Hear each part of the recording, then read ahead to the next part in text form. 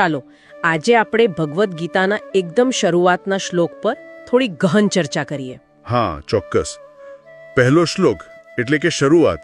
આપણી પાસે આ શ્લોક છે અને એનો જે સંદર્ભ છે એના વિશે થોડી માહિતી છે. આપણો હેતુ એ સમજવાનો છે કે આ પહેલો જ સવાલ એ આટલો મહત્વનો કેમ છે, એ કેવું દ્રશ્ય ઊભું કરે છે. બરાબર, કારણ કે કોઈ પણ ગ્રંથની શરૂઆત બહુ મહત્વની હોય છે. તો શ્લોક હું કહી દઉં. હા, કહો ને. ધૃતરાષ્ટ્ર ઉવાચ ધર્મક્ષેત્રે કુરુક્ષેત્રે સમવેતા યુયુત્સવઃ મામકા પાંડવાશ્ચૈવ કિમ કુર્વત સંજય.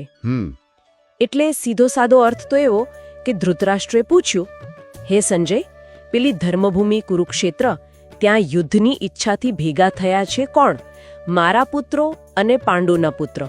એમણે શું કર્યું? બરાબર. આ એક જ શ્લોકમાં જુઓ, મુખ્ય પાત્રો આવી લ્યા. હા, આવી ગયા.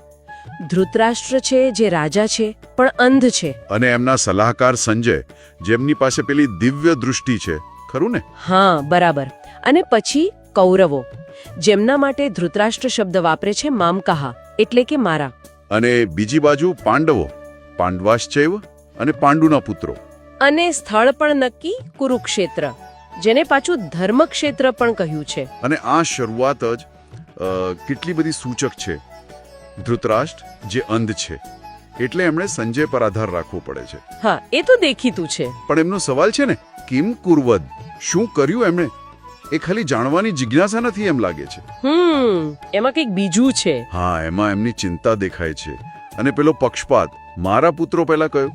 હા, એ ક્રમ મહત્વનો છે, મામકાહા પહેલા. બરાબર. આ નાનકડો સવાલ જ આખી ગીતા માટે, પેલો જે સંવાદ થવાનો છે કૃષ્ણ અને અર્જુન વચ્ચે, એના માટે જાણે પાયો નાખે છે. તમે જે મામકાહા શબ્દ પર ભાર મૂક્યો ને, એ ખરેખર રસપ્રદ છે.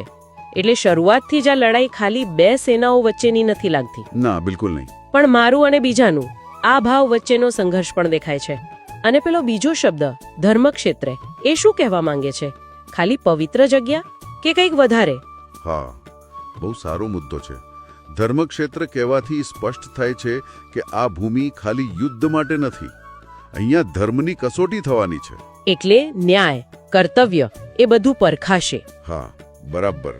જાણે કે આ જગ્યા પોતે જ એક પાત્ર છે જે આખી ઘટનાને એક નૈતિક સંદર્ભ આપે છે. ધૃતરાષ્ટ્ર ભલે લડાઈની વિગતો પૂછતા હોય, પણ એમનો સવાલ એવી જગ્યાએ પૂછાયો છે જ્યાં ભૌતિક યુદ્ધ કરતા ધર્મયુદ્ધ વધુ મહત્વનું બની જશે. આ ખરેખર ગહન વાત છે. અને પેલો બીજો શબ્દ યુયોત્સવઃ, યુદ્ધ કરવા ઉત્સુક, એ શું બતાવે છે?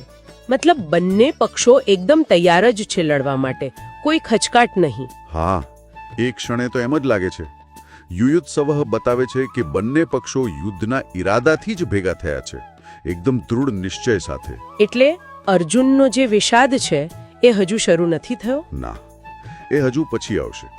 અત્યારે તો ઉત્સુકતા છે, અને કદાચ આ ઉત્સુકતા જ યુદ્ધની ભયાનકતા અને એની અનિવાર્યતા તરફ ઇશારો કરે છે. એકદમ તંગ પરિસ્થિતિ છે. એટલે આ પહેલો શ્લોક એ ખાલી કોણ, ક્યાં ને શા માટે મળ્યા છે એટલું જ નથી કહેતો.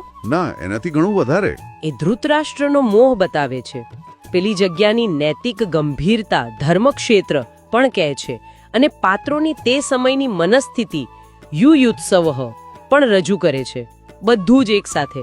કેટલું બધું છે આ એક શ્લોકમાં. ખરેખર. અને એ જ તો ગીતાની સુંદરતા છે.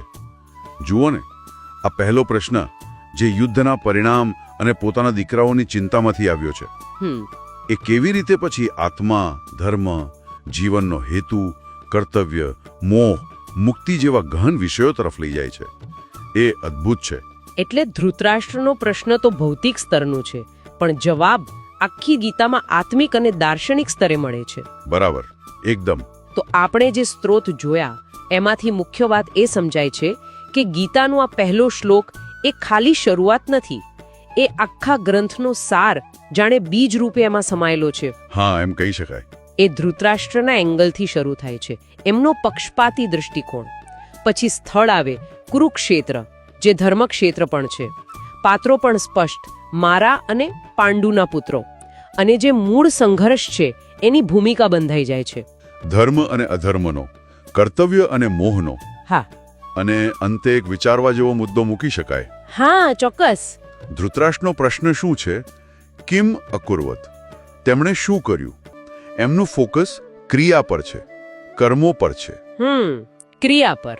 તો શું એ સંયોગ માત્ર છે કે ગીતાનો આટલો મોટો હિસ્સો કર્મના સિદ્ધાંતની ચર્ચા કરે છે?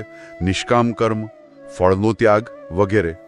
આ તો મેં વિચાર્યું જ નહોતું. કદાચ આ પહેલો જ પ્રશ્ન એ દિશા નક્કી કરી દે છે કે આખો સંવાદ ક્રિયા એટલે કે કર્મ અને એના ગહન અર્થોની આસપાસ ફરશે. કેવી રીતે આ બહારની ક્રિયા વિશેનો સવાલ અંદરના મનોમંથન અને આત્મજ્ઞાન તરફ લઈ જાય છે, એ ખરેખર વિચારવા જેવું છે. વાહ, ખરેખર આ પહેલો શ્લોક જ આખી ગીતાનું પ્રવેશ દ્વાર ખોલી આપે છે. આભાર. આભાર.